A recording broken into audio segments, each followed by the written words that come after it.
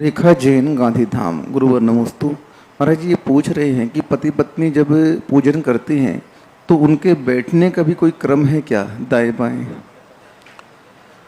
पूजन के समय तो ऐसा हमें किसी भी शास्त्र में देखने में नहीं आया। कहीं भी किसी भी शास्त्र में पूजन के बहुत दंपतियों ने भी पूजा की, राजा रानियों ने भी पूजा की, चक्रवर्ती आदि ने भी कल्पद्रुम मंडल विधान आदि किए, ऐसा तो कहीं देखने में आया नहीं। मात्र दो प्रसंग मिलते हैं। एक प्रसंग मिलता है आप गृहस्थों का, जब शादी कर होती है तो उस समय बाएं या दाएं कहाँ बैठाला जाता है, और बैठने का पूरा मुझे ध्यान नहीं है, मालूम नहीं है, तो उस समय जरूर इन दिशाओं का ज्ञान रखा जाता है। वैष्णव दर्शन में हवन आदि होते हैं, वहाँ जरूर इस बात का ध्यान रखा जाता है। पहले जो यज्ञ वैष्णव आदि दर्शन में होते थे, तो यज्ञों के समय कैसा प्रसंग आया है वैष्णव दर्शन में, जब सीता को वनवास हुआ उस समय रामचंद्र जी ने अश्वमेघ महायज्ञ किया। उस समय पत्नी की जरूरत होती तो पत्नी थी नहीं, दूसरे विवाह का प्रस्ताव आया तो रामचंद्र जी ने स्वीकार नहीं किया, तो फिर सीता की स्वर्णमयी मूर्ति बना करके और उनको बाएं भाग की तरफ बैठाला गया। और उस समय एक प्रसंग जरूर वैष्णव दर्शन में रामायण के प्रसंग में आता है। जैन आगम में, जैन दर्शन में हमें ये प्रसंग किसी भी आचार्यों के शास्त्रों में देखने में नहीं आया।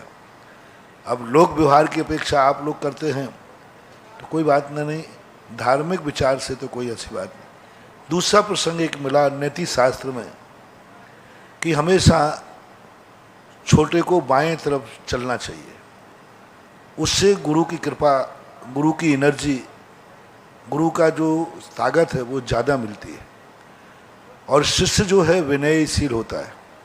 हमेशा शिष्य जब गुरु चलें तो गुरु को दाएं करके चलना चाहिए, यानी गुरु के बाएं बैठना चाहिए, बाएं चलना चाहिए, बाएं चलने का प्रावधान है। इसलिए ब्रह्मचारी के लिए जब भी वो अपने दाएं हाथ को वो सुरक्षित करते हैं, गुरु को दाएं करके चलना है। जैसे मान लीजिए कोई शिष्य चल रहा है तो वो कहाँ चले, अपने शिष्य अपने दाएं हाथ पर और गुरु के बाएं हाथ पर चलना चाहिए। बैठना भी बाएं हाथ पर चलना चाहिए।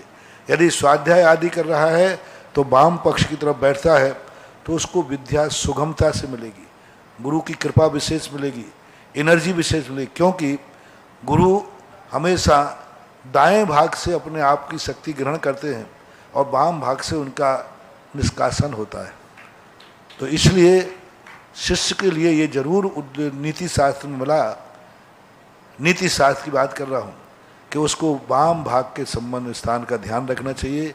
उससे हमें बड़ों की शक्तियाँ मिलती हैं। स्त्री चूँकि पति से छोटी होती है, तो यदि वो वाम भाग पर अपनी सदा रहेगी, मानो उठना बैठना जो भी क्रियाएं हैं, तो उन दोनों में प्रेम रहेगा, वात्सल्य रहेगा, दोनों एक दूसरे का अदब करेंगे और पति की कृपा भी ज़्यादा रहेगी।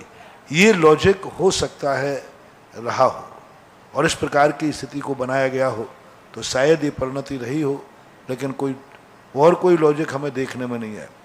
तीसरा लॉजिक अपन को मिला कि जब हम घर में प्रवेश करें तो हमें दाईं तरफ टर्न लेना चाहिए। भगवान की परिक्रमा हम दाईं तरफ, भगवान को दायां करके लेते हैं। जब हम भगवान को परिक्रमा लगाते हैं तो हम भगवान को दायां करके चलते हैं और वाम भाग से हम उसको अंत में जाकर के निकलते हैं। तो ऐसे कुछ सिद्धांत हमें नीति शास्त्रों में देखने में आए। थोड़ा सा वर्णन, एक भट्टारक हैं, कुंद भट्टारक एक हुए हैं, उन्होंने एक श्रावकाचार लिखा। उस कुंद भट्टारक के अंदर इस संबंध में बैठने उठने की थोड़ी सी चर्चा आई है, लेकिन वो चर्चा भी पूजन पाठ के संबंध में आई है, ऐसा वहाँ उल्लेख नहीं किया। तो ये 3-4 बातें थी जो मैंने आपको बता दी।